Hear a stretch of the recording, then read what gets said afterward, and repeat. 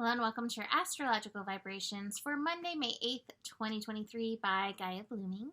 I am Mimi, and our energy mantra for today is I am responsible for aligning my life, my actions, my life force with my values. That wasn't how it was going to be, but I kept feeling things getting thrown at me for that. So today we are responsible for that alignment. We're always responsible, but take time to notice if how you are acting, if how you are living is lining up with your values, with what is truly important to you. So, we made it through the eclipse. That eclipse was really interesting because both eclipses were really interesting because they were Mars activated eclipses. Mars is the yang force. Mars is our actions.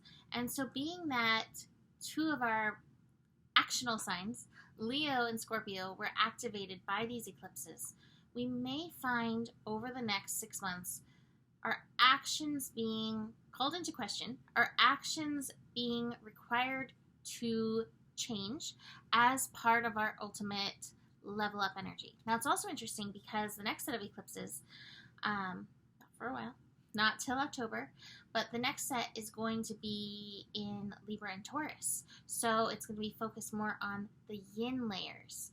So work on lining up your actions now because that will help support deeper yin activations coming in with those eclipses and also with the Venus retrograde. So I was going to start with a little Joe update. I appreciate all the good thoughts and prayers and good energy, as does he. He is still in the hospital. Like, this whole thing was major. He's doing much better. He will most likely be home this week. And then he can share everything that he wants to share in this, but he is doing much, much better. But please keep that good stuff coming, because this week we got some stuff. We have the Sun and Mercury conjunct. This is going to be, no, not Sun and Mercury, sorry. Brains. Sun and Uranus conjunct. And this is going to be tomorrow on Tuesday. And this energy can be a little havoc-y. It's really interesting because the top 3 cards that I have today all feel like this building Sun-Uranus conjunction. We have the rebel, but breaking through these chains. We have the new vision, innovation. One of Uranus's energies is about that evolution, innovation, revolution energy. And we have breakthrough. So these 3 cards are like, we can get through some of these layers that have been keeping us stuck. We are letting go. We are releasing some of this deep energy this week. But Uranus is a challenging planet. It is the revolution, evolution. It is very triggery. And Uranus can sometimes almost get impatient and be like, I'm not waiting anymore. Like, you gotta shift, you gotta change. Here you go. So it's always good to take it easy, take it slow, pay attention on strong Uranus days. And being that Monday is built into this energy, please utilize that wisdom, that presence today as well.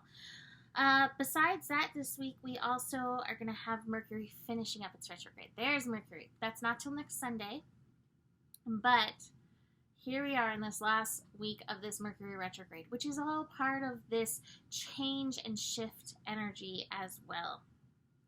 I'm going to dig into Venus in Cancer, which that shifted last night. But let's talk about this other astro, and then we'll dig into Venus in Cancer. So the other astro for today, besides that Sun-Uranus building, helping us shift, helping us change, but we've really got to activate it on the physical activity level, be actional with these changes that we're wanting to make, beyond the mental, beyond even just like, I'd like to make the changes, really bringing them into the physical. We have today the moon finishing up in Sagittarius, and as the moon finishes up in Sagittarius, it will be connecting to Jupiter in a nice trine, a nice little support. That actually feels really good. That actually feels like some beautiful fuel for that actional fire to help make those changes.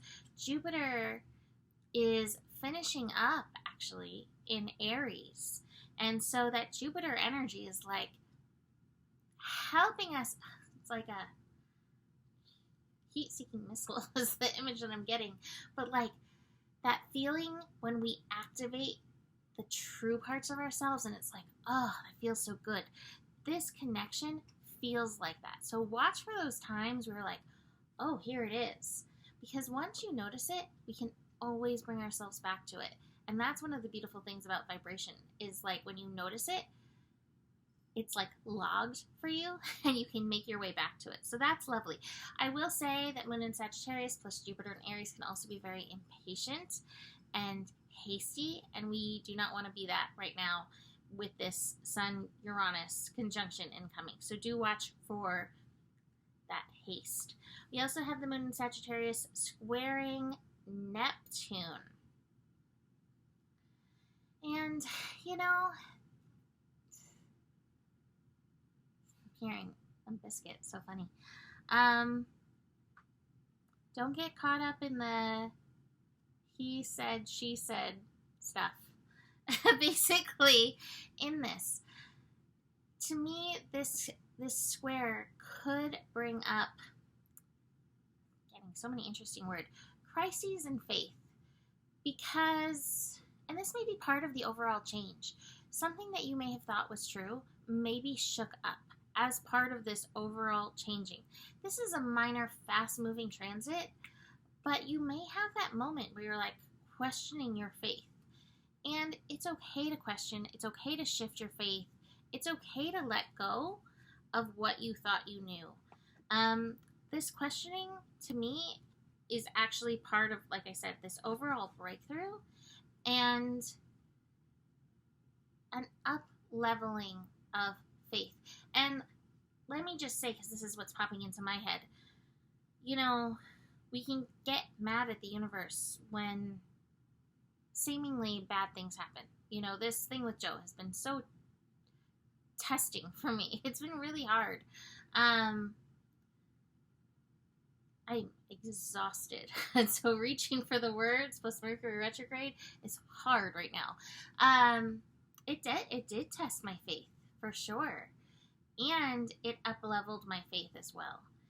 And so I've been seeing a lot of things lately with people saying the bad things that happen in the world are like proof that God doesn't exist, because what kind of God universe would let bad things happen?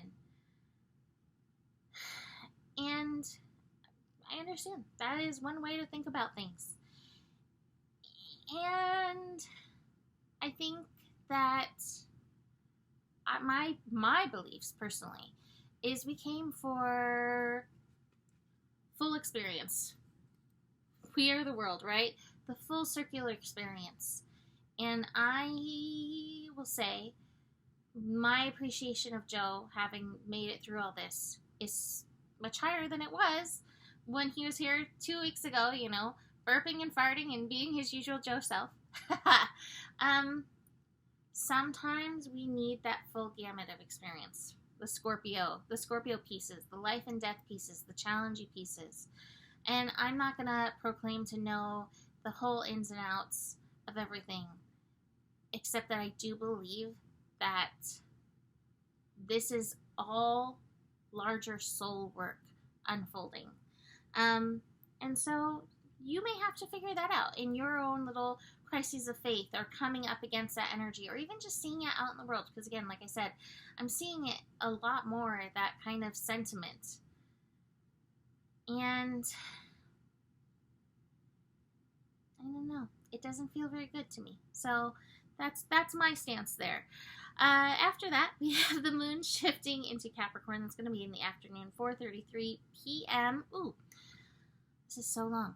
And the first connection that the moon in Capricorn is making is with Venus in Cancer. I like Venus in Cancer. I love the write-up I did for the Venus in Cancer. I love the card, Rest and Replenish. Yes, Venus, when it moves into Leo, will be going through a retrograde. Like I said, so the young just got schooled through these eclipses, and now here comes schooling for the yin with some retrograde and eclipses coming up next. So with Venus, Venus is the essence of yin, that nurturing energy in the sign of Cancer. This is a time to rest, replenish, nurture ourselves. Now watch it, because Venus in Cancer will tend to want to take care of everybody else before taking care of the self. And so I caution you, Venus takes a little bit under a month to move through, like 3.5 weeks to move through a sign. I caution you, take time to nurture yourself. Take time to yin yourself. Take time to rest. Take time to be present with the deeper feelings that may be coming through, including, like I said, those crises of faith.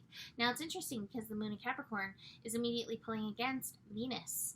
And, you know, Capricorn energy can be that world energy. So it's like, I need you here. I need you doing this. You were supposed to be doing this. This is that responsibility. Your responsibility is up for change. And it's always okay for you to take care of yourself. So just keep that in mind, because again, this may be part of a larger shift, a larger unfolding, and even letting go of old patternings.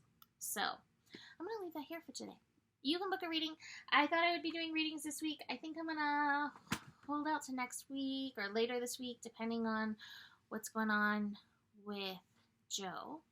But please reach out to me. I would love to fill up my dockets once everything rebalances a little bit. So email me for readings, and besides that, the better it gets, the better it gets. There's more than enough love in the world for you. You have the power, and honor your values. Namaste.